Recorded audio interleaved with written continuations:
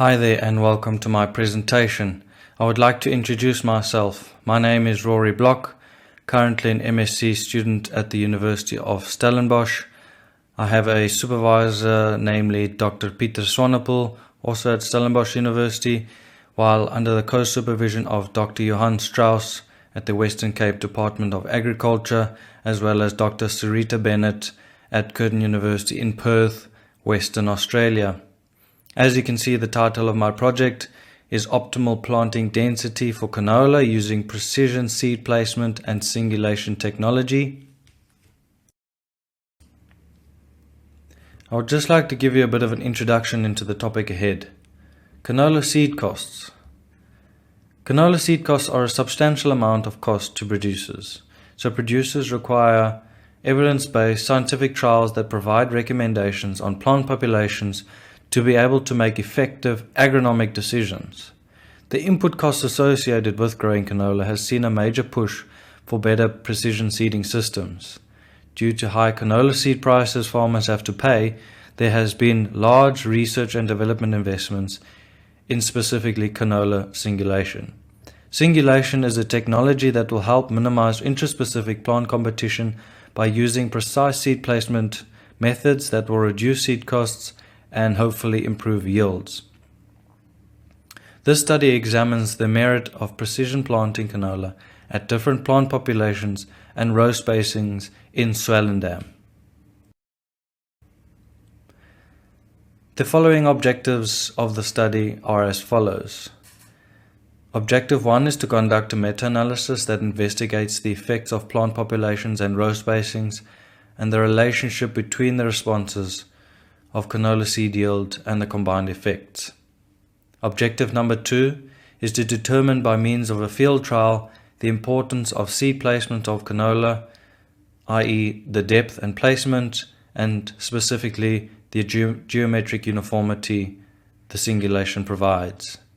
And thirdly, to determine by means of field trial the effect of different plant populations and row spacings using precision planting techniques. Of the latter, we're going to be talking about. So a bit of an introduction on our field trial that we conducted last year. So as we know, crop establishment influences the level of interplant competition.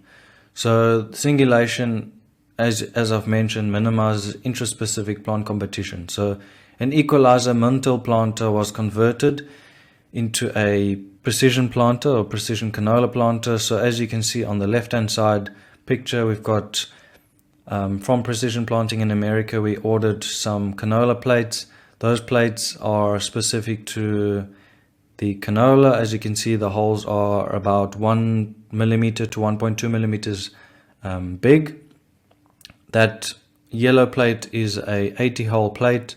The plate in the middle is a 24 hole plate, and that is specific to the gear ratios that we have calculated through Equalizer and their technicians. So on the right hand side, during the trial, we had our Equalizer technician select the specific gears for the correct plant populations. So with that conversion in mind, we then went on to calibrating the machine.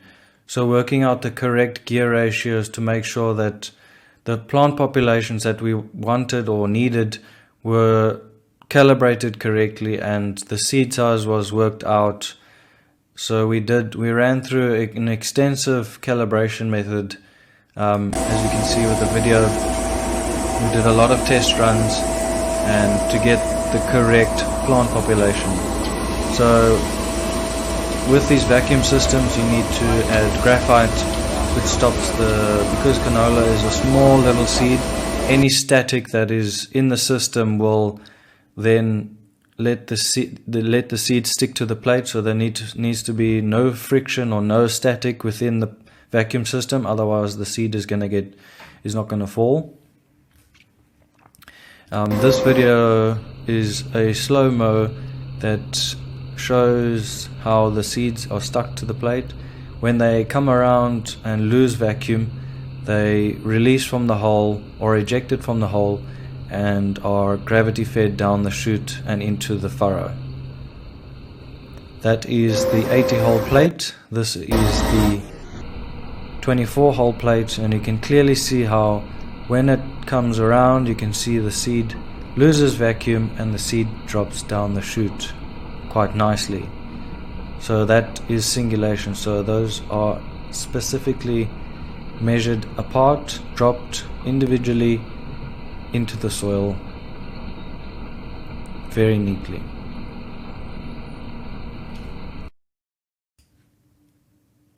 The conversion process required minimal expenditure on parts for the setup. So all we needed from precision planting in America were the plates, the canola plates, as well as we made sure that within the V-set drive there is a vacuum seal that we then replaced to make sure it was brand new, so there were no hiccups at planting time, as well as we also changed the discs, the double discs, to make sure that the seed depth was correct.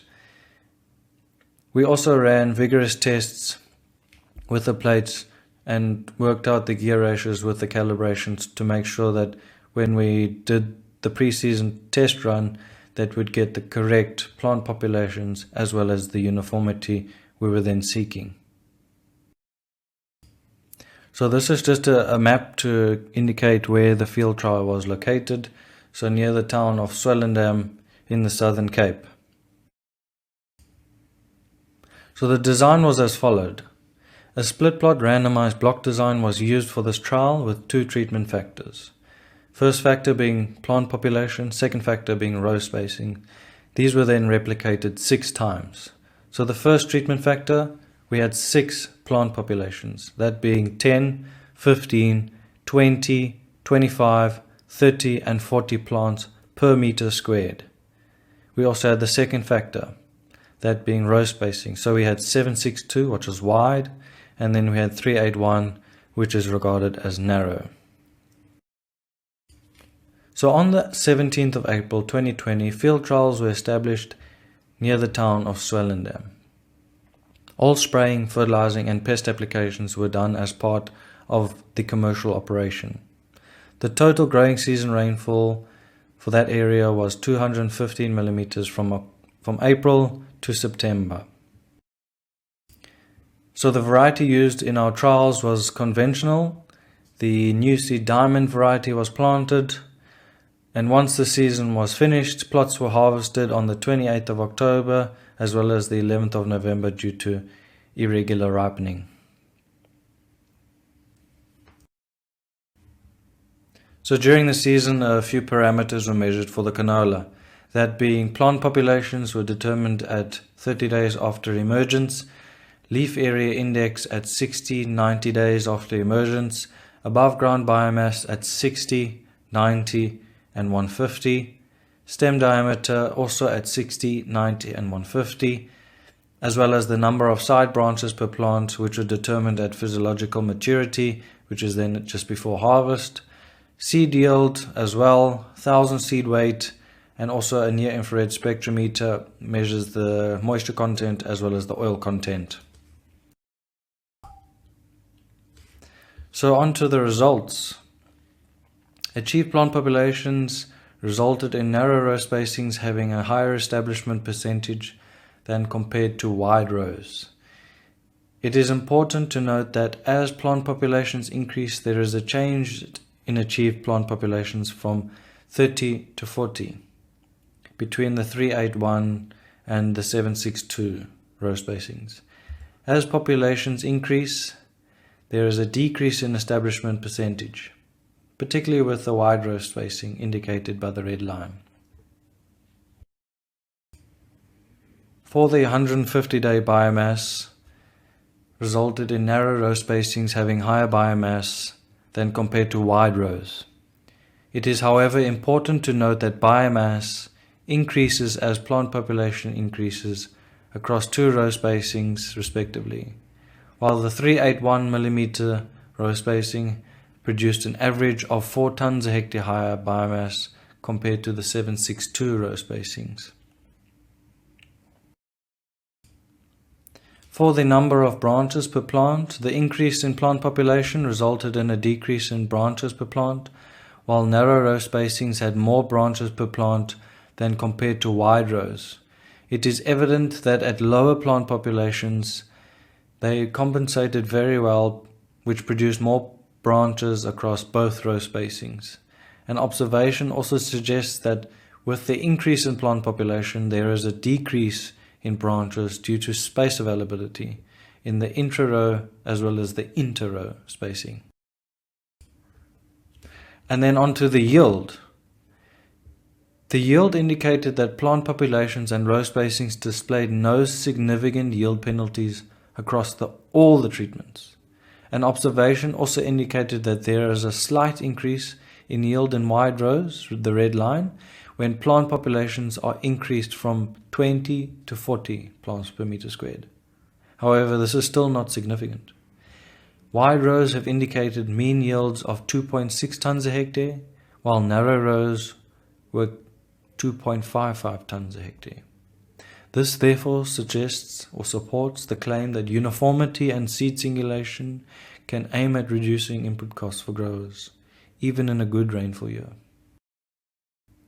And lastly, the oil percentage indicated wide row spacings having higher oil percentage than compared to narrow rows. There is an increase in 1% oil content in wide rows, that being 47.6%, compared to narrow rows, that being 46.6%, across all plant populations. An observation also indicates in wide rows that when plant population increases from 15 to 40, there is an increase from 45% oil to 49% oil. Just to conclude on what we have seen so far, it has been a successful year with rainfall in terms of the rainfall distribution. The district has seen fantastic yields.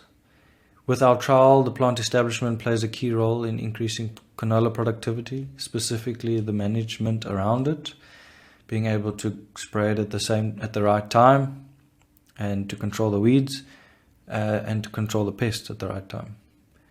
1 year's worth of data is very promising observations this early. We're excited for the follow-up this season. Preliminary data indicates low plant populations can compensate very well. Row spacings have indicated no yield penalties. The oil content, 1% increase in wide rows.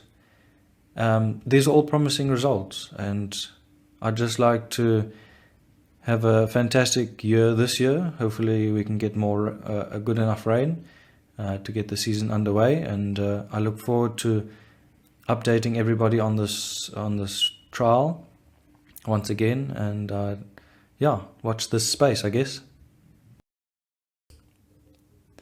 And also just a few acknowledgements to my supervisors for their ongoing support, to Mr. Francois Bardenos for the use of his precision plant and trial site, to Prof. Dan Nell for the statistical analysis of the data, the fantastic work Equalizer has given us for their technical support, and to my fellow students at the Department of Agronomy who assisted in field work.